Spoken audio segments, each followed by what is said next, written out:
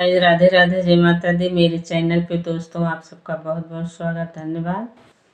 और हम आज आप सबके लिए एक ललनवा गीत लेकर आए हूँ। अच्छा लगे लाइक सब्सक्राइब करना। दोस्तों बहुत दर्द भरा गाना है, वीडियो देखना और लाइक सब्सक्राइब करना। दोस्तों कमेंट करके बताना। मोरे पीछवरवा हे घन बसवरिया, अरे तोता मैना लिहले बसेर रे ललनवा। तोता मैना लिहले बसेर रे ललनवा। मोरे पीछवरमा हे घन बसवरिया, अरे तोता मैना लिहले बसेर रे ललनवा। तोता मैना लिहले बसेर रे ललनवा। सोई गईले चाचा रे सोई गईले सोई गईले तोता, अरे सोई गईले मैना, अरे सोई गए गौआ के लोग रे ललनवा। सोई गए गौआ के लोग रे ललनवा। दोस्तों देखिए कितना दर्द भरा गाना है। और एक बेटी के लिए पिताजी कैसे कैसे करते हैं। सोई गईले तोता, अरे सोई गईले मैना, अरे सोई गए गौआ के लोग रे ललनवा। सोई गए गौआ के लोग रे ललनवा। एक नाही सोई बेटी के बाबा, अरे के नाही सोई बेटी के बाबा, अरे जे करे दहेजवा की सोच रे ललनवा। जे करे दहेजवा की सोच रे ललनवा। बेटी के बाबा जी को नींद नहीं आ रही दोस्तों, दहेज के लिए चिंता है उनको। अरे सोई गईले तोता, अरे सोई गईले मैना, अरे सोई गए गौआ के लोग रे ललनवा। अरे के नाही सोई बेटी के बाबा, अरे जे करे दहेजवा की सोच रे ललनवा। जे करे दहेजवा की सोच रे ललनवा।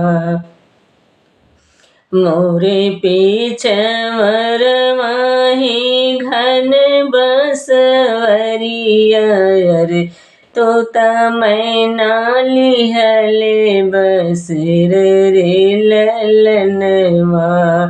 तोता मैना लिहले बसेर रे ललनवा। सोई गईले तोता, अरे सोई गईले मैना, अरे सोई गए गौआ के लोग रे ललनवा। सोई गए गौआ के लोग रे ललनवा। एक नाही सोई बेटी के पापा, अरे जे करे दहेजवा की सोच रे ललनवा। अरे जे करे दहेजवा की सोचे रे ललनवा। मोरे पीछे मरवाही घन बसवरिया रे, तोता मैना लिहले बसेर रे ललनवा। तोता मैना लिहले बसेर रे ललनवा।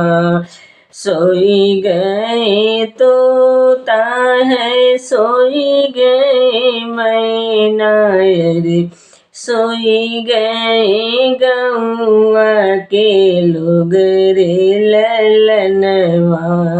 सोई गए गौआ के लोग रे ललनवा। एक नाही सोई बेटी के चाचा रे, देख रे दहेजवा की सोच रे ललनवा।